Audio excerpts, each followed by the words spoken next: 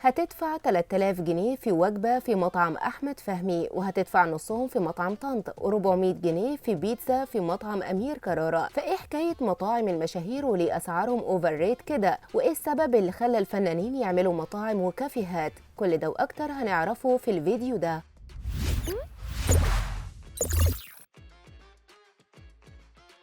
مش هتصدق ان علشان تاكل وجبة شرقية تدفع 2000 جنيه او اكتر كمان، وفي وجبات بتوصل ل 3000 و 4000 جنيه. كلامنا هنا عن مطاعم الفنانين واللي اسعارها بقى مبالغ فيها وتحسها معمولة للاغنياء بس. عندك مثلا مطعم ميت موت بتاع احمد فهمي، مش هتصدق ان ممكن حتة لحمة ورز وسوتيه يوصل سعرها ل 3000 جنيه، ولو انت في فرعه مثلا اللي في الساحل ممكن تدفع الضعف، والحجة ان الماتيريال مختلفة ومستوردة، ده غير الجهد اللي بيتعمل عشان اللحمة تقعد 24 ساعة بتستوي، فالمنتج مختلف عن باقي اللحمة. نيجي بقى المطعم طنط بتاع الفنان أشرف عبد الباقي، واللي متخصص في الأكلات الشرقية والملوخية والأكل الحرش والمحاشي، اللي هو هيدخلك في مود الأكل البيتي. وبيوصل سعر الوجبة ولو معاه مقبلات وبطاطس وعصاير بتوصل ل 1500 و 2000 جنيه. والفكرة الحلوة اللي بيسوق بيها أشرف مطعمه بإنه بيكون متواجد، يعني هتاكل وتتصور مع النجم بتاعنا. نيجي بقى المطعم هالة صدقي، واللي سميته على اسم الدلع بتاعها هلولة، وده بقى مش مطعم بس، كمان كافيه وبيقدم عصاير ايس كريم. بيقولوا ان اسعاره في المتناول وانها مش غاليه، يعني قريبه من الاسعار العاديه، يعني ممكن تاكل الوجبه في الحدود العاديه. نيجي بقى المطعم باشا مصر، وهو الفنان امير كرارة، واسمه فينتي، ومختلف عنهم كلهم، متخصص في الاكل الغربي وهي البيتزا. ودي بقى بيوصل سعر الواحده الميديم ل 400 جنيه، وبيقال ان السبب انه بيستورد المواد الخام بتاعتها من ايطاليا وبيعملها على الحطب علشان تعيش اجواء ايطاليا جوه المطعم،